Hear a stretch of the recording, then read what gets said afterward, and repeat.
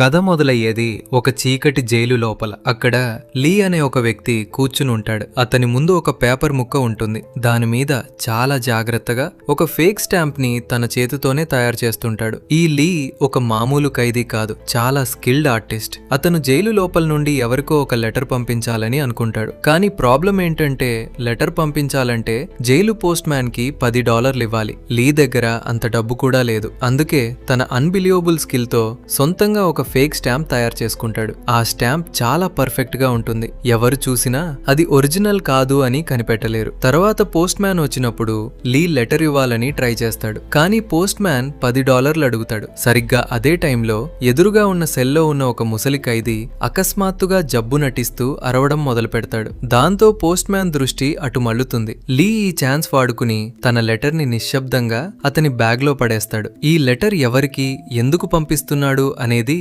మనకు మూవీ చివర్లో తెలుస్తుంది. కొంతసేపటికి పోలీసులు వచ్చి లీని జైలు నుండి బయటికి తీసుకెళ్తారు. ఇక్కడ మనకు తెలిసేది ఏంటంటే లీ ఇన్ని రోజులుగా థాయిలాండ్ లోని ఒక జైల్లో ఉన్నాడని, ఇప్పుడు హ్యాంకాంగ్ పోలీస్ ఇన్స్పెక్టర్ హో అతన్ని తన కస్టడీలోకి తీసుకున్నాడని. ఇన్స్పెక్టర్ హో అతన్ని ఇంటరాగేషన్ రూమ్ లో కూర్చోబెట్టి అతని మీద ఉన్న అన్ని ఛార్జీలు ఒక్కొక్కటిగా చదవటం మొదలు పెడతాడు. మొదటి ఆరోపణ ఫేక్ నోట్లు తయారు చేయడం. దీనికి తోడు 2 ఏళ్ల క్రితం కెనడాలో ఒక హైవే మీద సెంట్రల్ బ్యాంక్ వాహనం మీద అటాక్ చేశాడని, అందులో దాదాపు 7 గార్డుల ప్రాణాలు పోయాయని ఆరోపణ. ఇది మాత్రమే కాదు, ఆ తర్వాత సిటీలో ఇంకా చాలా అటాక్స్ జరిగాయి. పోలీసులకు అనుమానం ఏంటంటే వీటన్నింటి వెనుక ఒక ఇంటర్నేషనల్ గ్యాంగ్ ఉందని, లీకి ఈ సంఘటనలన్నింటిలో డైరెక్ట్ ఇన్వాల్వ్మెంట్ ఉందని. కానీ లీ మాత్రం ఎప్పటిలాగే అన్ని ఆరోపణలను కాదని ఖండిస్తాడు. అతను మాటిమాటికి ఒకటే చెప్తుంటాడు, వీటన్నింటికి మాస్టర్ మైండ్ పెయింటర్ అనే ఒక పెద్ద మాఫియా అని. కానీ ఈ పెయింటర్ అసలు పేరేంటో, అతను ఎక్కడ దొరుకుతాడో అనే విషయంలో మాత్రం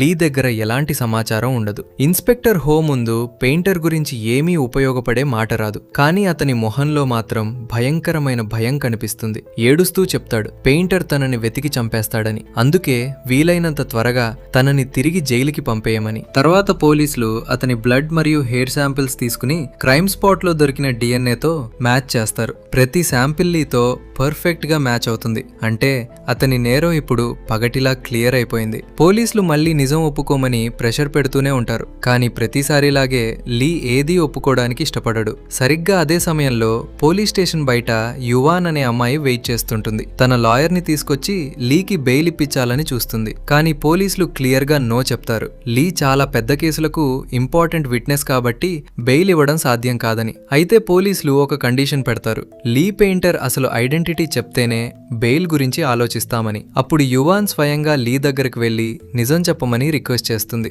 లీ అప్పుడు నోరు తెరుస్తాడు. గతంలో జరిగిన సంఘటనలు చెప్పడం మొదలు పెడతాడు. ఇక్కడ సీన్ కట్ అయి చాలా ఏళ్ల క్రితం టైంకి వెళ్తుంది. ఇక్కడ లీ మరియు యువాన్ ని మనం మొదటిసారి చూస్తాం. వాళ్ళిద్దరూ ఆర్టిస్ట్లే, చాలా బాగా పెయింటింగ్స్ వేసేవారు. ఆర్ట్ ద్వారా వాళ్ళిద్దరూ దగ్గరవుతారు. వాళ్ళ మధ్య ప్రేమ మొదలవుతుంది. కానీ వాళ్ళిద్దరి మధ్య ఒక పెద్ద తేడా ఉండేది. యువాన్ ఒక క్రియేటివ్ ఆర్టిస్ట్, తన సొంత స్టైల్లో ఒరిజినల్ పెయింటింగ్స్ వేసేది. లీ మాత్రం ఒరిజినల్ వర్క్ ఏమీ చేసేవాడు కాదు. పేరున్న ఆర్టిస్టుల పెయింటింగ్స్ ని అచ్చు అలాగే కాపీ చేసేవాడు. అతని కాపీ చేసే ఎబిలిటీ నిజంగా అన్బిలీవబుల్. కానీ ప్రాబ్లం ఏంటంటే ఈ డూప్లికేట్ పెయింటింగ్స్ లో ఎవరికీ ఆసక్తి ఉండేది కాదు. ఇదే కాపీ చేసే స్కిల్ ముందు ముందు అతన్ని ఒక డేంజరస్ దారిలో తీసుకెళ్తుంది. ఒకరోజు లుక్ అనే ఒక ఆర్ట్ గ్యాలరీ ఓనర్ వాళ్ళ పెయింటింగ్స్ చూడడానికి వస్తాడు. యువాన్ వర్క్ చూసి ఇంప్రెస్ అయి అన్ని పెయింటింగ్స్ కొనుక్కోవాలని అనుకుంటాడు. కానీ లీ పెయింటింగ్స్ అస్సలు నచ్చవు. ఎందుకంటే అవన్నీ ఇంకొకరి వర్క్ కాపీలు. లుక్ వాటిని తన ఎగ్జిబిషన్ లో పెట్టడానికి నో చెప్తాడు. అప్పుడు యువాన్ గట్టిగా చెప్తుంది, వాటిని కూడా అన్నింటినీ కలిపే కొనాలి, లేదంటే తను ఒక్కటి కూడా అమ్మనని.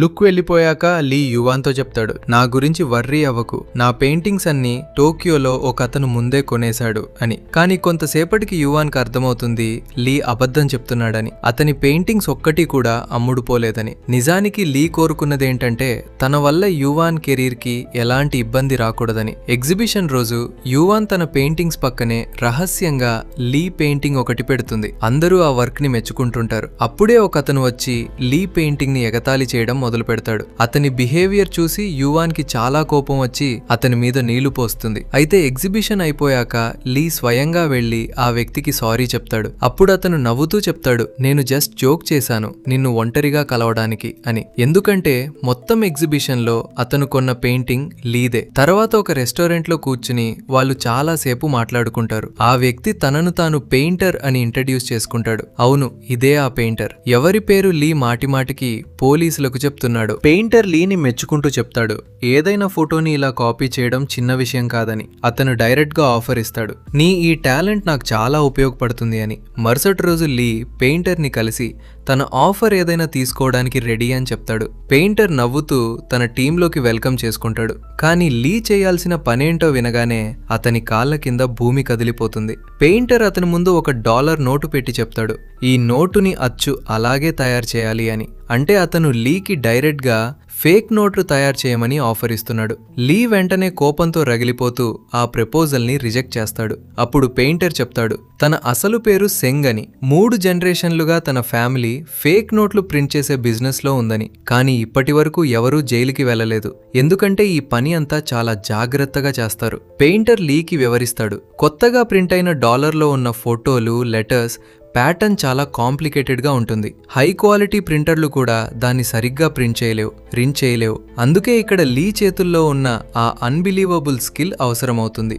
లీ మొదట్లో నో చెప్పినా తన ఖర్చు లేని పరిస్థితి గురించి ఆలోచించి చివరికి ఒప్పుకుంటాడు. ఆ టైంలో యువాన్ ఒక ఎగ్జిబిషన్ కోసం అమెరికా వెళ్తుంటుంది. అందుకే లీ ఆమెకి ఏమీ చెప్పకుండా నిశ్శబ్దంగా అక్కడి నుండి వెళ్ళిపోతాడు. పెయింటర్ అతన్ని ఫ్లైట్ లో కెనడాకి తీసుకెళ్తాడు. అక్కడ తన మొత్తం టీంతో లీని పరిచయం చేస్తాడు. ఈ టీంలో ఫేక్ నోట్లు తయారు చేయడంలో 20 ఏళ్ల ఎక్స్పీరియన్స్ ఉన్న ఎక్స్పర్ట్లుంటారు. ప్రతి ఒక్కరూ ఏదో ఒక పనిలో పర్ఫెక్ట్. వాళ్ళందరూ కలిసి ఫేక్ నోట్లు తయారు చేయడానికి ఒక పెద్ద ప్లాన్ రెడీ చేస్తారు. ఇక్కడ మనకు అర్థమవుతుంది, అమెరికన్ డాలర్ ని కాపీ చేయడం అంత ఈజీ కాదని. ప్రతి US డాలర్ మీద బెంజమిన్ ఫ్రాంక్లిన్ ఫోటో ఉంటుంది. ఈ ఫోటో చాలా సూక్ష్మమైన లేయర్స్ ద్వారా తయారు చేయబడుతుంది. ఫ్రాంక్లిన్ కాలర్ మీద చిన్న చిన్న అక్షరాల్లో యునైటెడ్ స్టేట్స్ ఆఫ్ అమెరికా అని రాసి ఉంటుంది. కొత్త నోట్లలో అమెరికన్ గొట్లలో అమెరికన్ గవర్నమెంట్ ఇంకా చాలా సెక్యూరిటీ లేయర్స్ యాడ్ చేసింది. దీనివల్ల సూక్ష్మమైన పెయింటింగ్ లేదా అడ్వాన్స్డ్ ప్రింట్ లేకుండా ఈ నోటుని కాపీ చేయడం అస్సలు సాధ్యం కాదు. అంతేకాదు, నోట్లలో ఒక స్పెషల్ ఇంక్ వాడతారు. ఇది ఒక సైడ్ నుండి చూస్తే పర్పుల్ గా, ఇంకో సైడ్ నుండి చూస్తే గోల్డెన్ గా కనిపిస్తుంది. దీన్నే మోర్ ఎఫెక్ట్ అంటారు. అంటే ఇంకులో ఒక కలర్ చేంజింగ్ ఎఫెక్ట్ ఉంటుంది. అంటే ఈ నోటు తయారు చేయడానికి వాళ్ళకి ఒరిజినల్ పేపర్ మరియు ఈ స్పెషల్ ఇంక్ రెండూ కావాలి. పెయింటర్ టీం మొత్తం ఈ ప్రాబ్లమ్స్ కి సొల్యూషన్ కోసం ఆలోచించడం మొదలు పెడుతుంది. అందులో అతిపెద్ద ఛాలెంజ్ వాటర్ మార్క్ పెట్టడం. దీనికోసం వాళ్ళు పాత చైనీస్ ఆర్టిస్టుల టెక్నిక్ ఫాలో చేసి 3 వేర్వేర్ లేయర్స్ మీద పెయింట్ చేయాలని ప్లాన్ చేస్తారు. మధ్యలో ఉన్న లేయర్ మీద చాలా సూక్ష్మంగా వాటర్ మార్క్ సెట్ చేయాలి. ఈ మొత్తం పని లీ తన చేతులతోనే చేయాలి. మెయిన్ వర్క్ మొదలుపెట్టే ముందు లీ కొన్ని ప్రాక్టీస్ నోట్లు తయారు చేస్తాడు. అతను చాలా పర్ఫెక్ట్ గా నోట్ డ్రా చేస్తాడు. టీం మొత్తం అతని వర్క్ చూసి ఆశ్చర్యపోతారు. కొన్ని రోజులు ప్రాక్టీస్ చేశాక వాళ్ళు అకస్మాత్తుగా ఈస్టర్న్ యూరప్ కి వెళ్తారు. అక్కడ ఒక వేలంలో పాత బ్యాంక్ నోట్ ప్రింటింగ్ మెషిన్ అమ్మకానికి ఉంటుంది. దాన్ని వాళ్ళు కొనేస్తారు. ఇప్పుడు ప్రశ్న, ఒరిజినల్ బ్యాంక్ నోటు లాంటి పేపర్ ఎక్కడి నుండి వస్తుంది? అప్పుడు పెయింటర్ ఒక ఇంట్రెస్టింగ్ ఇన్ఫర్మేషన్ ఇస్తాడు. USA గవర్నమెంట్ ఏ క్వాలిటీ పేపర్తో నోట్లు ప్రింట్ చేస్తుందో అదే క్వాలిటీతో పేపర్తో టెలిఫోన్ డైరెక్టరీలు కూడా తయారు చేస్తారని. ఈ విషయం వినగానే వాళ్ళు ఆ డైరెక్టరీ ప్రింటింగ్ ప్రెస్ ఓనర్ దగ్గరకు వెళ్లి డైరెక్ట్ గా 500 టన్నుల పేపర్ కొనేస్తారు. ఇప్పుడు ఈ పేపర్లతో లీ డిజైన్ ప్రకారం ఫేక్ నోట్లు ప్రింట్ చేయడం మొదలవుతుంది. వేలంలో కొన్న ఆ పెద్ద మెషిన్లో నోట్ల మీద నోట్లు ప్రింట్ అవడం మొదలవుతాయి. ఇవి చూడ్డానికి పూర్తిగా ఒరిజినల్ నోట్లలాగే ఉంటాయి. కానీ ఇంకా ఒక పెద్ద ప్రాబ్లం మిగిలే ఉంటుంది, ఆ కలర్ చేంజింగ్ మోర్ ఎఫెక్ట్. దీనికి కావాల్సిన స్పెషల్ ఇంక్ గవర్నమెంట్ ఆఫీసుల దగ్గర మాత్రమే దొరుకుతుంది. దీన్ని సంపాదించడానికి పెయింటర్ ఒక భయంకరమైన ప్లాన్ వేస్తాడు. తన టీంతో కలిసి సెంట్రల్ బ్యాంక్ వాహనం మీద డైరెక్ట్ గా అటాక్ చేస్తాడు. ఆ వాహనంలో ఆ కలర్ చేంజింగ్ ఇంక్ బ్యారెల్స్ చాలా ఉంటాయి. పెయింటర్ వాటినే దోచుకోవడానికి వచ్చాడు. ఇష్టం లేకపోయినా లీ కూడా ఈ పనిలో అతనితో పాటు వెళ్లాల్సి వస్తుంది.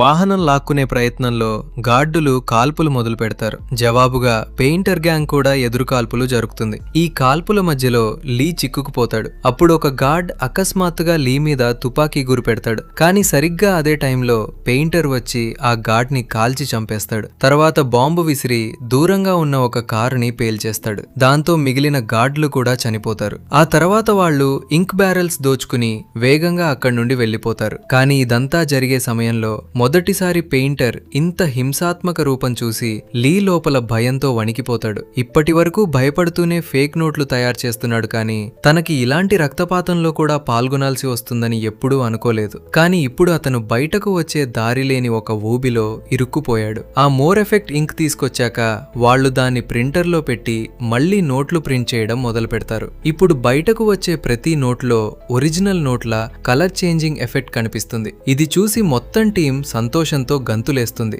ఎందుకంటే వాళ్ళు ఒరిజినల్ నోట్ నుండి వేరు చేయలేని ఒక వస్తువు తయారు చేశారు. కానీ లీ లోపల చాలా గిల్టీగా ఫీల్ అవుతుంటాడు. అతను పెయింటర్ని అడుగుతాడు, ఈ ఇంక్ అయిపోయాక మళ్ళీ మనుషుల్ని చంపి ఇంక్ తీసుకురావాలా? దీనికంటే నేనే ఈ ఇంక్ తయారు చేయడానికి ట్రై చేస్తాను అని. కానీ పెయింటర్ ఈ మాట విని అతన్ని గట్టిగా కసురుకుని ఆపేస్తాడు. పెయింటర్ ఆర్డర్ మీద అతని మనుషులు సూట్ కేసుల్లో నింపి ఫేక్ నోట్లు వేర్వేరు దేశాలకు సాలకు స్మగుల్ చేయడం మొదలు పెడతారు. ఇలా వాళ్ళ ఫేక్ నోట్ల సామ్రాజ్యం రోజు రోజుకి పెరుగుతుంది. కానీ పోలీసులకు ఇప్పటికే వీళ్ళ యాక్టివిటీస్ గురించి అనుమానం వచ్చేస్తుంది. వింగ్ అనే ఒక అండర్ కవర్ పోలీస్ ఆఫీసర్ కి ఈ కేసు ఇన్వెస్టిగేషన్ బాధ్యత అప్పగిస్తారు. ఇన్స్పెక్టర్ హోతో కలిసి వింగ్ పెయింటర్ గ్యాంగ్ మూవ్మెంట్ ని ఫాలో చేయడం మొదలు పెడతాడు. బయ్యర్ గా వేషం మార్చుకుని వాళ్ళు డైరెక్ట్ గా గ్యాంగ్ మెంబర్స్ ని కలవడానికి వెళ్తారు. అక్కడ పెయింటర్ మనుషులు సముద్రం మధ్యలో ఒక బోట్ మీద పార్టీ చేసుకుంటుంటారు. అయితే పెయింటర్ మరియు లీ అక్కడ ఉండరు. వింగ్ అక్కడ నుండి అంతా గమనించి వెళ్లిపోతాడు. కానీ పెయింటర్ అసలు గేమ్ ఇంకా మొదలవ్వాల్సి ఉంటుంది. పెయింటర్ జనరల్ అనే తన పాత క్లయింట్ తో మీటింగ్ ఫిక్స్ చేస్తాడు. మరుసటి రోజు లీని తీసుకుని జనరల్ ఇంటికి బయలుదేరతాడు. దారిలో లీ పెయింటర్ కి ఒక ఇంపార్టెంట్ విషయం చెప్తాడు. మోర్ ఎఫెక్ట్ క్రియేట్ చేయగలిగే ఒక స్పెషల్ కెమికల్ ఫార్ములా తనకి తెలుసని.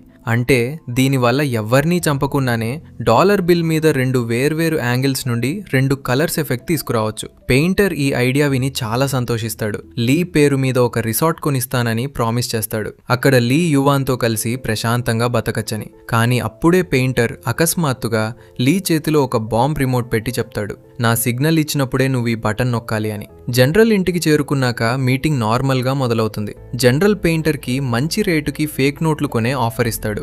6 నెలలు నీ మొత్తం గ్యాంగ్ తో ఇక్కడికి షిఫ్ట్ అవ్వు. నా మనుషులకు కూడా నీలా పర్ఫెక్ట్ ఫేక్ నోట్లు తయారు చేయడం నేర్పించు అని చెప్తాడు. తర్వాత నవ్వుతూ చెప్తాడు, నీ నాన్న బతుకుంటే ఈ డీల్ కి వెంటనే ఒప్పుకునేవాడు అని. ఈ మాట వినగానే పెయింటర్ మొహం భావం భయంకరంగా మారిపోతుంది. నెమ్మదిగా కుర్చీ నుండి లేచి జనరల్ దగ్గరకు వెళ్లి అతని చెవిలో గుసగుసగా చెప్తాడు, 7 సంవత్సరాల క్రితం నువ్వే నా తండ్రిని చంపావు అని. ఇది వినగానే జనరల్కి అర్థమవుతుంది పెయింటర్ ఇక్కడికి బిజినెస్ కోసం కాదు, రివెంజ్ కోసం వచ్చాడని. పెయింటర్ తన షర్టు తీసి చూపిస్తాడు. అతని బాడీ మొత్తం బాంబులతో కట్టబడి ఉంటుంది. తర్వాత గట్టిగా అరుస్తూ లీని రిమోట్ బటన్ నొక్కమని చెప్తాడు. భయంతో వణుకుతున్న లీ చెయ్యి కదిపేందుకు కూడా సాహసించలేడు. పెయింటర్ ఇంకా గట్టిగా అరవడంతో లీ చేతిలో నుండి రిమోట్ కింద పడిపోతుంది. పడగానే దాని స్విచ్ నొక్కబడుతుంది. కానీ పేలుడు పెయింటర్ బాడీ మీద కట్టిన బాంబుల నుండి జరగదు. ఎందుకంటే అవి ఫేక్ బాంబులు. అసలు బ్లాస్ట్ బయట పార్క్ చేసిన పెయింటర్ కార్లో జరుగుతుంది. అంటే ఇతను తన కార్లో పూర్తి బాంబు పెట్టుకుని తిరుగుతున్నాడన్నమాట.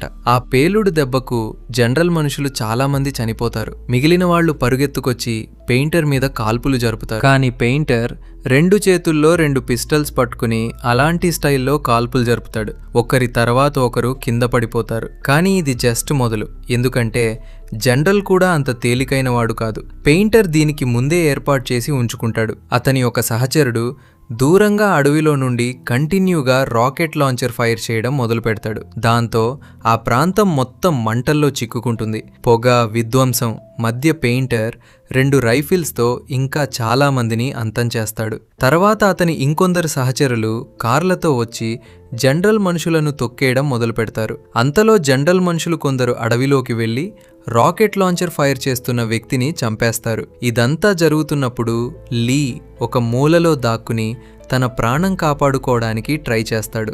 ఈ కాల్పులు చాలాసేపు కొనసాగుతాయి. చివరికి జనరల్ స్వయంగా ఒక ఆర్మర్డ్ కార్లో వచ్చి పెయింటర్ మీద డైరెక్ట్గా ఫైరింగ్ మొదలు పెడతాడు. కానీ పెయింటర్ అద్భుతమైన స్టైల్లో ఎగిరి కారు మీద కాల్పులు జరిపి సరైన స్పాట్లో టార్గెట్ చేసి మొత్తం కారుని బోల్తా కొట్టిస్తాడు. ఇలా జనరల్ కథ కూడా ముగిసిపోతుంది. అయితే ఈ యుద్ధం జరుగుతున్నప్పుడు జనరల్ కోసం పనిచేసే చింగ్ అనే అమ్మాయి బాడీకి మంటలు అంటుకుంటాయి. లీ పరుగెత్తుకెళ్లి ఆ మంటలను ఆర్పేస్తాడు. కానీ అప్పటికే ఆమె మొహం బాగా కాలిపోతుంది. తిరిగి వచ్చే దారిలో పెయింటర్ ఆమెను హాస్పిటల్ కి తీసుకెళ్తాడు. తర్వాత బాంబు పేల్చి జనరల్ మొత్తం స్థావరాన్ని నేలమట్టం చేసేస్తాడు. దాదాపు ఒక నెల తర్వాత చింగ్ నెమ్మదిగా తన గాయాల నుండి కోలుకుంటుంది. పెయింటర్ ఆమెకు కొత్త ఐడి మరియు పాస్పోర్ట్ ఇస్తాడు. దాని మీద ఆమె పేరు యువాన్ అని రాసి ఉంటుంది. ఇది చూసి లీకి చాలా కోపం వస్తుంది. ఎందుకంటే యువాన్ అనేది తన ప్రేయసి పేరు. కానీ పెయింటర్ దాని గురించి పట్టించుకోడు. ఇలా కొత్త ఐడెంటిటీతో చింగ్ పెయింటర్ గ్యాంగ్ లో చేరుతుంది. నెమ్మదిగా లీ వైపు ఆకర్షితురాలవుతుంది. అయితే లీ మాత్రం వీటన్నిటిని పెద్దగా పట్టించుకోడు. ఇంతలో ఒకరోజు వాళ్ళందరూ కలిసి యువాన్ ఆర్ట్ షో చూడ్డానికి వెళ్తారు. అక్కడ పెయింటర్ లీతో చెప్తాడు తన కోసం రిసార్ట్ ఏర్పాటు చేశాడని, ఇప్పుడు యువాన్తో కలిసి సుఖంగా బతకచ్చని. కానీ లీ బాధగా చెప్తాడు ఒక క్రిమినల్ కొన్న రిసార్ట్లో ఉండడం యువాన్కి నచ్చుతుందా అని. సరిగ్గా అప్పుడే వాళ్ళకి తెలుస్తుంది యువాన్ ఆ ఆర్ట్ గ్యాలరీ ఓనర్ లుక్ ని పెళ్లి చేసుకోబోతుందని. నిజానికి లీ చాలా రోజులుగా యువాన్తో ఎలాంటి కాంటాక్ట్ ఉంచుకోలేదు. దీనివల్ల యువాన్ అతని కోసం ఇంకా వెయిట్ చేయకుండా లుక్ తో రిలేషన్షిప్ లోకి వెళ్ళిపోతుంది. ఈ న్యూస్ తెలిసాక లీ నిశ్శబ్దంగా గ్యాలరీ నుండి బయటికి వచ్చి పెయింటర్ తో చెప్తాడు తను మరియు చింగ్ ఇప్పుడు ఈ గ్యాంగ్ ని వదిలేయాలని అనుకుంటున్నామని. పెయింటర్ చాలా కోపంతో అతన్ని తిట్టేస్తాడు. ఇంకు తయారు చేసే పని పూర్తయ్యాకే నువ్విక్కడి నుండి వెళ్ళగలవు అని చెప్తాడు. ఇంతలో ఆ అండర్ కవర్ ఆఫీసర్ వింగ్ మళ్లీ వేషం మార్చుకుని డైరెక్ట్ గా పెయింటర్ ని కలవాలని చూస్తాడు. కానీ పెయింటర్ మనసులో ముందే అనుమానం ఉంటుంది. అతను ఇన్వెస్టిగేషన్ చేసి తెలుసుకుంటాడు యాన్ అనే తన గ్యాంగ్ మెంబర్ ఒక వాచ్ కొన్నాడని, దాన్ని కొనడానికి తమ సొంత ఫేక్ నోట్లే వాడాడని. అయితే పెయింటర్ గ్యాంగ్ లో ఒక స్ట్రిక్ట్ రూల్ ఉంటుంది, ఎవరూ తమ సొంత ఫేక్ నోట్లతో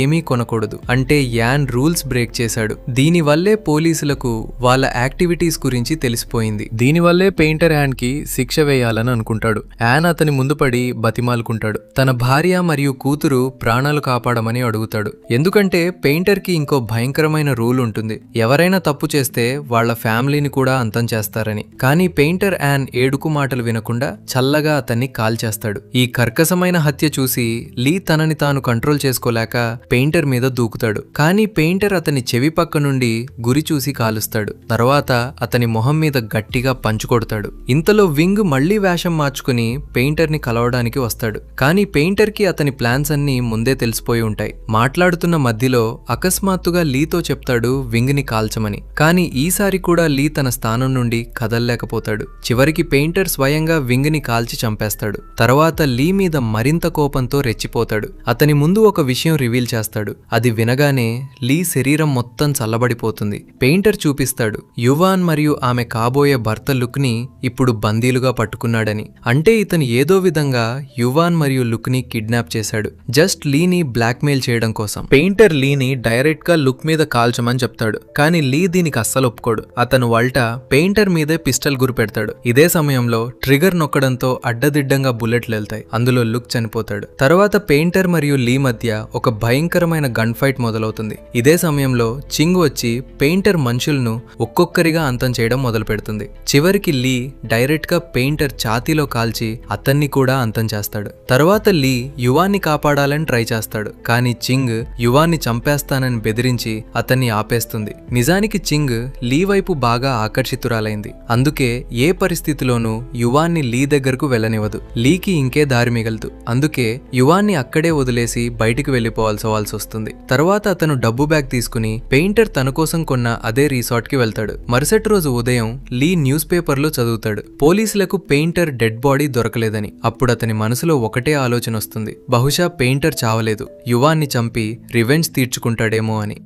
అందుకే లీ యువాన్ని కాపాడడానికి వేగంగా బయలుదేరతాడు. కానీ ఇంతలో దారిలో పోలీసులు వచ్చి అతన్ని అరెస్ట్ చేస్తారు. అంటే దీని తర్వాత జరిగిందే మనం మూవీ మొదట్లో చూసాం. పోలీసులు లీ ముందు కండిషన్ పెడతారు, పెయింటర్ గురించి పూర్తి సమాచారం ఇస్తేనే బెయిల్ దొరుకుతుందని. లీ వదిలేసి వచ్చిన అదే యువాన్ అతన్ని కాపాడడానికి వచ్చింది. ఎందుకంటే లీ జైలు నుండి లెటర్ రాసి ఆమెతో క్షమాపణ కోరాడు. గుర్తుందా, మూవీ మొదట్లో ఫేక్ స్టాంప్ వేసి లెటర్ పంపించిన సంగతి? ఆ లెటర్ అసలు ఈ యువాన్కే పంపించబడింది. యువాన్ సలహా మేరకు లీ పెయింటర్ గురించి మొదటి నుండి చివరి వరకు అంతా నిజం పోలీసులకు చెప్తాడు. పోలీసులు అతనితో పెయింటర్ స్కెచ్ ఒకటి గీయించుకుంటారు. తర్వాత అతనికి బెయిల్ దొరుకుతుంది. పోలీసులు అతన్ని ఒక హోటల్ కి తీసుకెళ్లి వదిలేస్తారు. అక్కడ లీ యువాన్ తో క్షమాపణ అడుగుతాడు. వాళ్ళ మధ్య ఒక రొమాంటిక్ మూమెంట్ గడుస్తుంది. సరిగ్గా అదే టైంలో ఇన్స్పెక్టర్ హోకి పోలీస్ యూనిఫామ్ వేసుకున్న ఒక వ్యక్తి కనిపిస్తాడు. అతని మొహం లీ గీసిన పెయింటర్ స్కెచ్ తో అచ్చు మ్యాచ్ అవుతుంది. ఇంకా ఇంట్రెస్టింగ్ విషయం ఏంటంటే అతను పోలీస్ యూనిఫామ్ వేసుకుని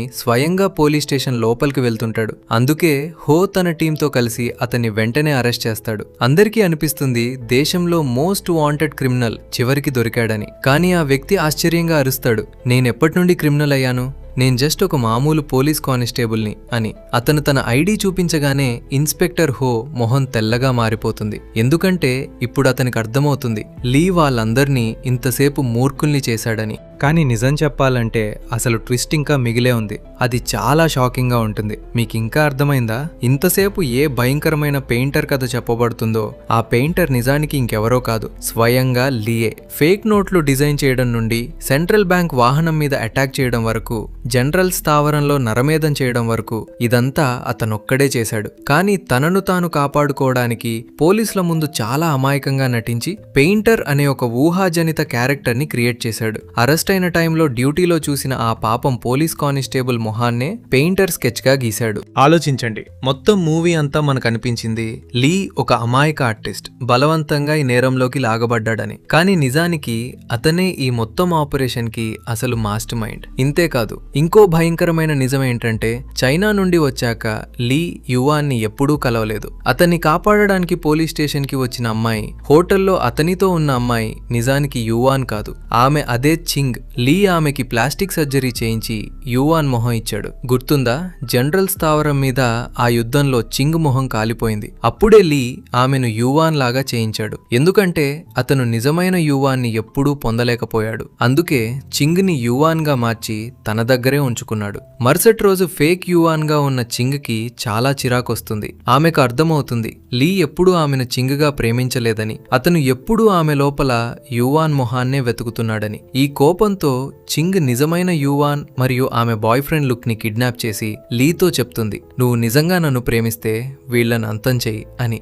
అప్పుడు వాళ్ళ మధ్య గన్ ఫైట్ మొదలవుతుంది. ఆ కాల్పుల్లో లుక్ చనిపోతాడు. తర్వాత లీ అక్కడి నుండి పారిపోతుండగా పోలీసులు అతన్ని పట్టుకుంటారు. కానీ చింగ్ మళ్లీ అతన్ని కాపాడడానికి వస్తుంది. ఎందుకంటే లీ జైలు నుండి లెటర్ రాసి ఆమెతో క్షమాపణ కోరాడు. ఈ మొత్తం నిజం తెలిసాక ఇన్స్పెక్టర్ హో వెంటనే హోటల్ వైపు పరిగెత్తుతాడు. కానీ అప్పటికే చాలా ఆలస్యం అయిపోతుంది. హోటల్ గార్డులందరినీ అంతం చేసి లీ మరియు చింగ్ ఇప్పటికే అక్కడి నుండి పారిపోయి ఉంటారు. ఇప్పుడు వాళ్ళిద్దరూ సముద్రం మీదుగా ఒక బోట్లో కూర్చుని హ్యాంకాంగ్ నుండి చాలా దూరం పారిపోతుంటారు. కానీ అప్పుడే చింగ్ అకస్మాత్తుగా ఒక విషయం చెప్తుంది. అది వినగానే లీ గుండె బద్దలవుతుంది. చింగ్ చెప్తుంది, తను ఉద్దేశపూర్వకంగానే బోట్ ని అటూ ఇటూ తిప్పుతున్నానని, ఇక్కడికి రాకముందే ఒక లైటర్ మీద బోట్ నంబర్ రాశానని, పోలీసులు వాళ్ళని ఈజీగా కనిపెట్టడానికి. దీనికి కారణం ఏంటంటే చింగ్ కి అర్థమైపోయింది లీ ఆమెని ఎప్పటికీ ప్రేమించడని, అతను ఆమె మొహంలో ఉన్న యువాన్నే ప్రేమిస్తున్నాడని. అంటే ఇప్పుడు చింగ్ కూడా లీ మీద రివెంజ్ తీర్చుకోవాలని అనుకుంటుంది. అప్పుడే లీకి పోలీసులు వాళ్ళని అన్ని వైపుల నుండి చుట్టుముట్టడం కనిపిస్తుంది. అతను వేగంగా బోట్ నడిపి పారిపోవాలని ట్రై చేస్తాడు. కానీ చింగ్ ముందే బోట్లో ఎక్స్ప్లోసివ్స్ దాచి ఉంచుతుంది. ఆమె ట్రిగర్ నొక్కేస్తుంది. ఒక భారీ పేలుడుతో మొత్తం బోట్ నిప్పుల గోళంగా మారిపోతుంది. చివరికి ఆ మంటలు ఇద్దరినీ మింగేస్తాయి. లీ చనిపోయాక ఇన్స్పెక్టర్ హో నిజమైన యువాన్ దగ్గరకు వెళ్తాడు. తను పెయింటర్ ఐడెంటిటీ కనిపెట్టామని ఆమెకి చెప్తాడు. యువాన్కి అస్సలు తెలీదు లీయే అసలు పెయింటర్ అని. ఎందుకంటే కిడ్నాప్ సమయంలో ఆమె కళ్లకు గంతలు కట్టబడి ఉన్నాయి. హో ఆమెకి లీ ఫోటో చూపించగానే ఆమె చెప్తుంది, అవును, నాకు ఈ వ్యక్తి తెలుసు, ఇతనొకప్పుడు నా పొరుగువాడు అని.